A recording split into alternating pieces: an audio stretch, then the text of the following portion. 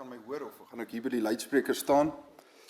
En dit is vir my 'n voorreg om hierso te wees. Dankie vir die geleentheid en daai I was thinking why I've got the privilege to come and speak to National RPO today. So I'll show you a slide that I prepared for another reason, but I've now changed it. And the one thing that I want to tell you is that about these conferences, sometimes you come to these conferences, and I was telling, the guys there at the Feedlot Association, then we stand outside and we have a meal, but most of the meal is not our product. And I just want to show you typically what we are here for today.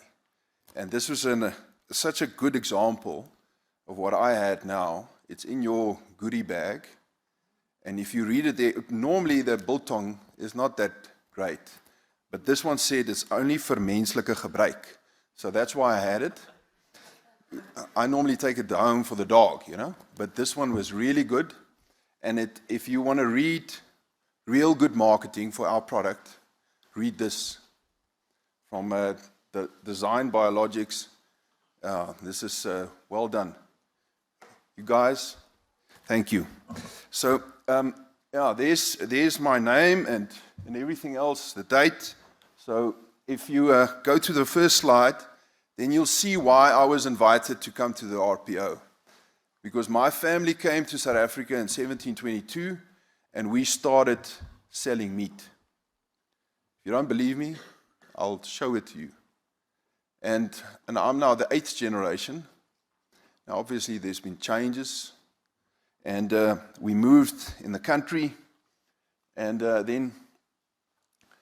so anyways, my father started feeding cattle in 1965. And then then he went to Christiana in 83.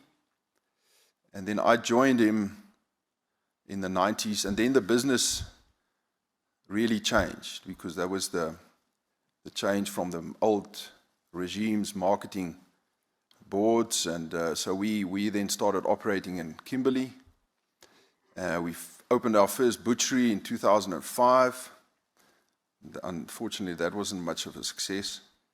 And then we changed the scene a bit, and then we started exporting due to the markets that opened.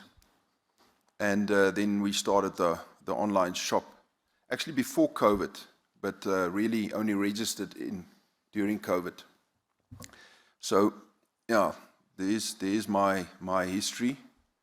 And for anybody, and then what I normally do is I hand out a gift to very good questions. So I brought 3 gifts today. Thank you for the Northern Cape RPO that brought it. It's quite heavy, so it's a butchery block. So if you ask a good question, you get a butchery block. You can give it to your wife. If you ask a bad question, she can hit you with it. But I brought them here. If you don't believe me, it's actually quite a nice gift to have in the kitchen. So please ask me questions, anything that you want to know, except the personal one. I'm not going to answer those. So that's our marketing, normally done on social media, and we've got a little bit of a show on television. So what we try to do is to promote our product. I think we do it well, and it's certainly growing. So for any of you know the route past Christiana, there is quite a nice billboard, and everything about the business is explained on our website. So let's get to the nut and crux of the matter. The problem is that in South Africa, GDP growth is too low. So an actual fact, what that slide will show you is that we have to, there. What that slide will show you is that in order for us to really grow and to be competitive in the world, we have to export. There's no doubt about that. So the problem is that you don't really get through normal demand the GDP, or rather the growth that you have to attain to be able to survive. So the only other way to survive is to really grow in numbers. So that's what we're doing at the moment. And I'm afraid it's not sustainable. We can't forever just grow in numbers. The feedlot industry has doubled in the last 20 years. It's impossible for us to carry on like that. So the only way to really get more throughput is to be able to export. So, and then we obviously, like everybody else in this room, we are exposed to cyclical weather, and we've had some nasty bad years, but also a time of drought, and I'm sure that everybody else will know more about that, you know, from farming in these specific areas. So productivity is the key. You need to survive. Farmers need to be more productive.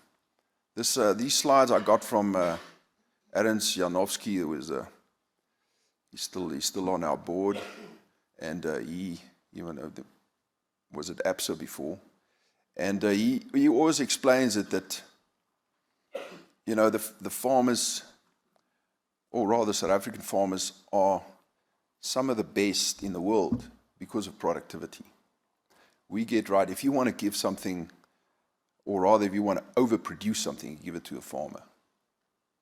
And I think that's on that term that we need to understand to be able to market and sell that product, we have to export it. We can't consume it locally. There's no markets close to us. In actual fact, those people or those countries sell their product in South Africa. But the main problem that we have normally when we come to these types of figures is to get real data, to be able to see what we're doing. So let me give you an example of that. That slide there, everybody knows that slide, right? That's the one that Wandile uses, or he draws it up. That's Agbusiness slide. So that slide, the data there comes from SARS. Now the problem is that shows, obviously, that there's been a huge decline in, there we go, got it, in exports. So everybody, why was there a decline in exports? My question. Maybe I can give myself. Yeah, that's pretty much foot and mouth. That was the outbreak. So, but there was a couple of them, and we've lost some big markets. We lost China and some of the others. So we've shrunk from 42 countries basically to 28. Yeah, but in that data is all the exports that happen from Botswana and Namibia, for instance, that go through Table Bay. So it's difficult for us to get real data, to be able to grow, to understand what are we growing to. So if you don't mind, I'm going to try to show you the best that I can, but believe me, there's certainly faults in it. So as we go through the data, normally what I try to do is to get some benchmark with international pricing data. So what you're going to see today is be quite revealing, I think, for the beef, really, for the beef side. I don't know about, Dave will most probably show you more towards the pork side. So that there is the red line is the pricing of the carcass in South Africa. That's the jumping, and went up and then fell down. And the black line that looks more or less like a heartbeat, that is our heartbeat. That's the slaughtering numbers in South Africa. There is a decline of 2.2% over a period of almost 8 years, 2.3% a year, and an increase of 6.2% in the price. So why was there a decline in numbers? And if you don't believe me, even if we had bigger carcasses, the next slide shows that there was a decline in kilograms, 1.1%. So the reason for that is simply because the feedlot industry was under financial pressure over a number of years. So they slowly started feeding less and less and less throughput through the abattoirs. So there you see it, that's the throughput. And the main driver around slaughtering and kilograms is the feedlot industry. Makes about 75–80%. So there's a slide that I think is quite interesting. So there, that heartbeat again, the one at the top, we produce about 60 million kilograms. And the one there at the bottom, the little blue one, is our exports. And then die stippellyn daarso, daai en daar, is die uitvoere in verhouding met die slagting. So daar sal julle sien, met elke uitbraak was daar 'n groot val in die uitvoersyfers. So dis nie baie nie, dis omtrent 4%, maar dis die kritiese 4%. So dis daai 4% wat ons graag wil verhoog na 20% toe.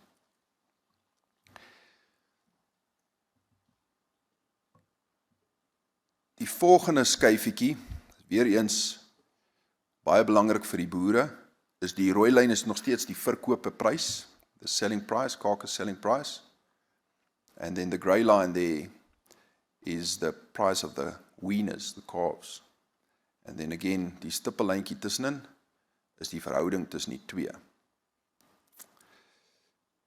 So, ja, ek sal by 'n volgende ene kom, dan sal ek dit weer verduidelik.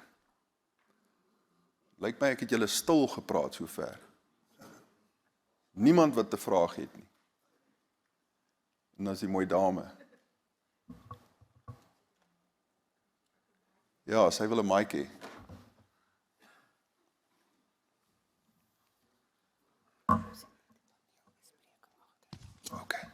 Okay, sy het nou vir my gesê, ek is op 'n paneelbespreking hierna. So, dan sal daar seker nog vrae wees. Jammer julle, ek het nou dalk moontlik alles omver gegooi.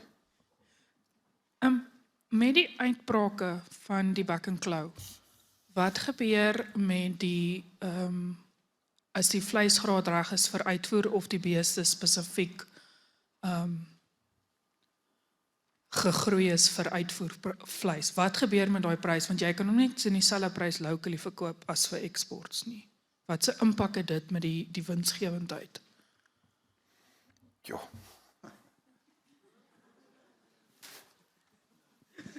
Hierso is hy, jy kan hom kom haal.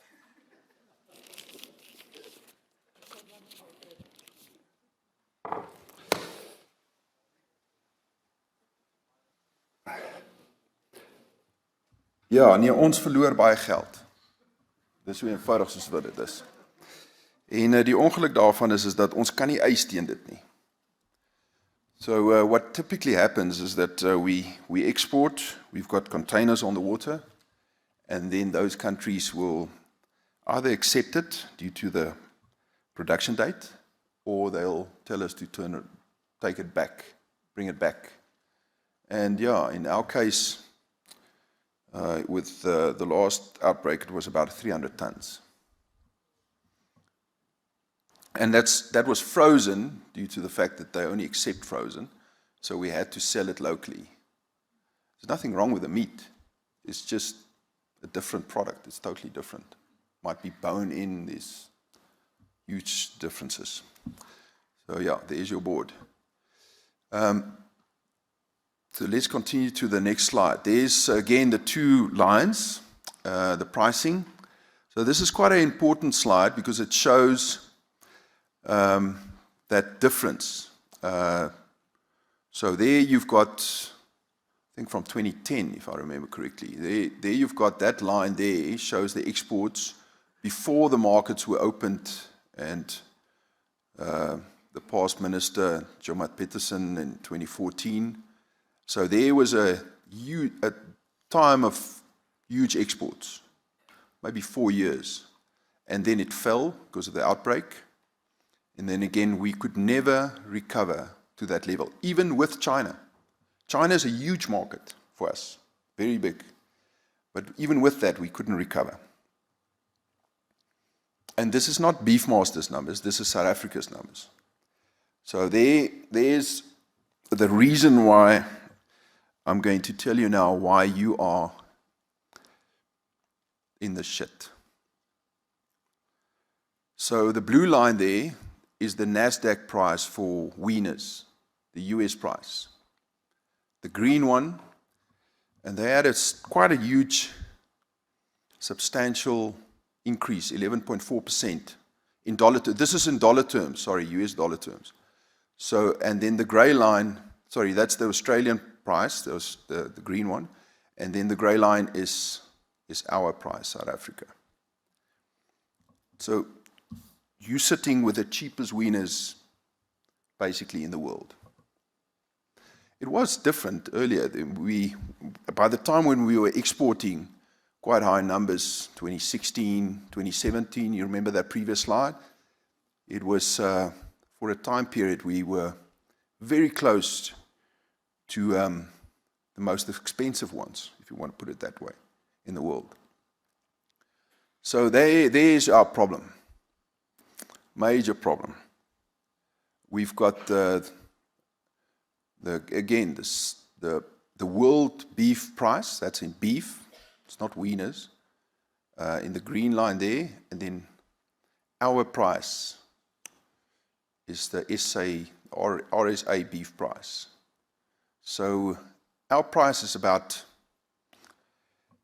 below 50%, half, less than half of the world price. Why is that? And that's now directly competing in the world. So we officially have now, like we had there, 2015, 2016, low price, again there with an outbreak, low price. That's a competitive. So we're officially coming to, again, the cheapest meat, like for like, compared in the world in the last 10 years. So that just shows you that the times when we export, then we're certainly getting much higher, about 60% at the peak there.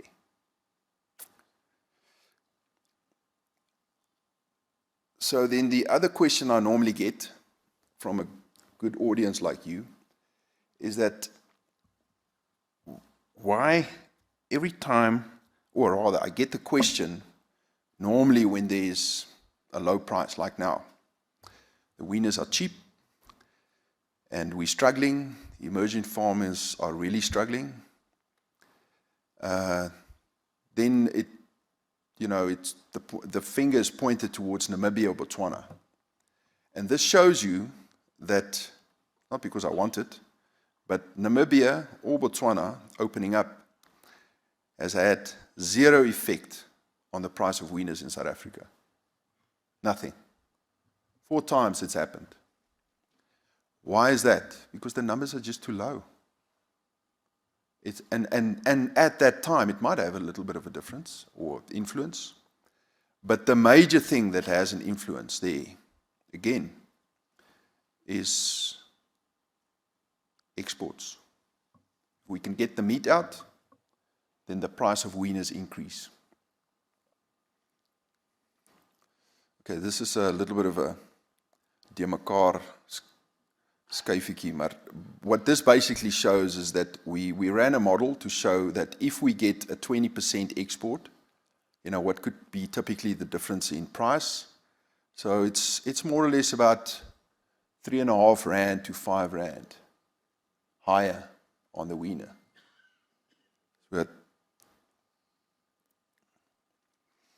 En dis waar ons lê nou in vergelyking met die ander produkte. So die oranje lyn bo is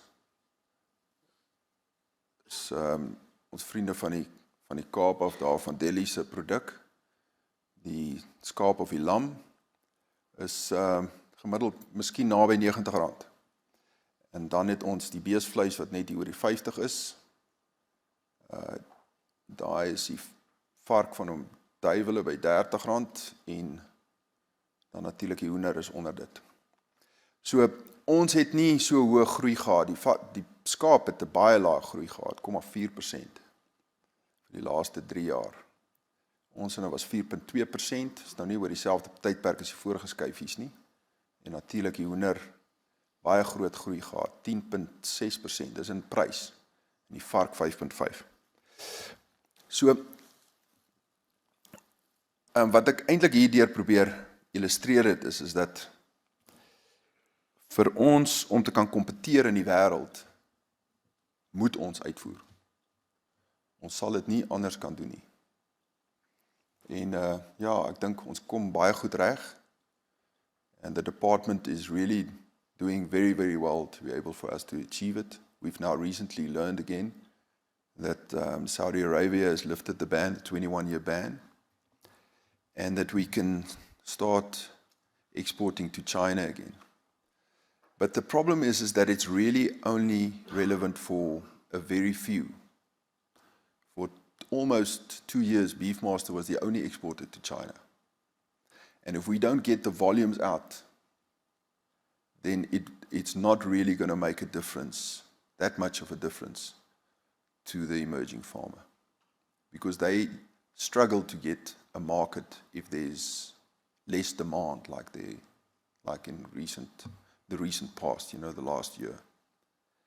Yeah, so that's my story. I think there's still some time left, but I'm not allowed to take any. Oh, okay. Looks like somebody likes the board. Let's see. If you want to give them a mic, please.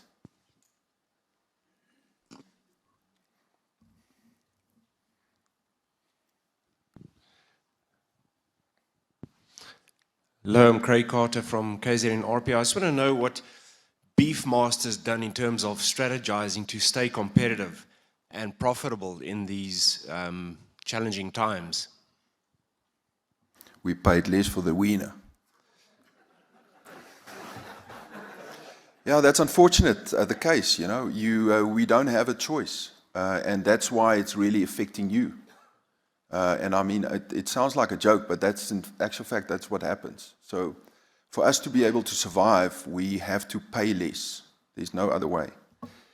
And it's really a struggle. It's really, to give you a real-time calculation that I made, cash-wise, the feedlot industry lost 1.2 billion rand due to this outbreak. That's cash.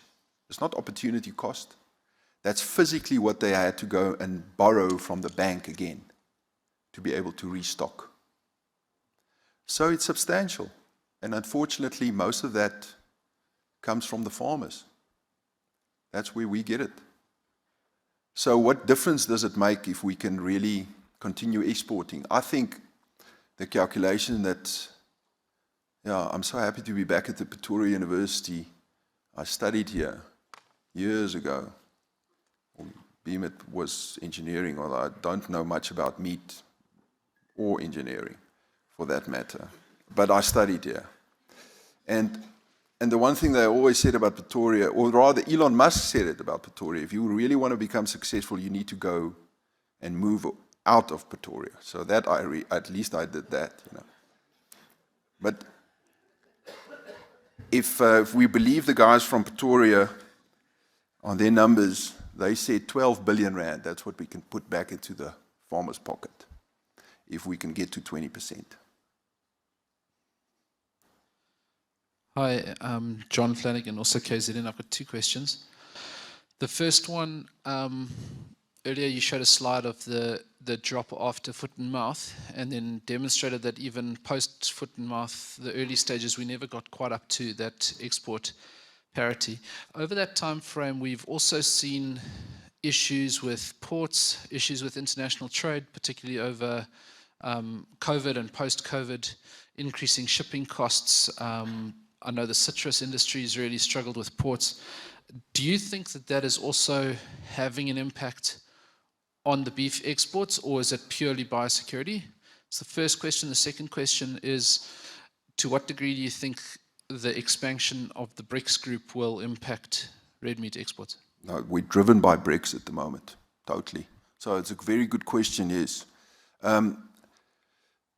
So your first one,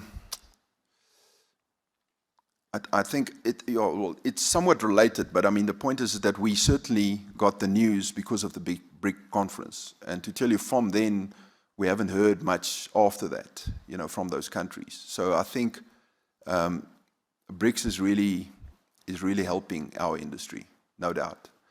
But to be able to answer your first question, yes, we had increased costs, certainly had. And yes, it was more difficult to get insurance. But to give you an example, we haven't got it as bad as the citrus industry. And the reason for that is that if we export 1 container of meat, beef, how many trucks of maize would that be to the port, do you think? Compare that. You meant 1 container of beef? How many trucks running to the port would that be in maize?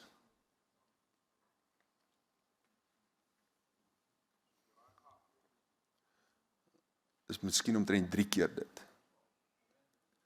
So it's a very good product to export, if you understand what I mean. We don't have, the costs are, yes, it's a factor, but if you export 24 trucks of maize, you've got much more problems than 1 container of meat.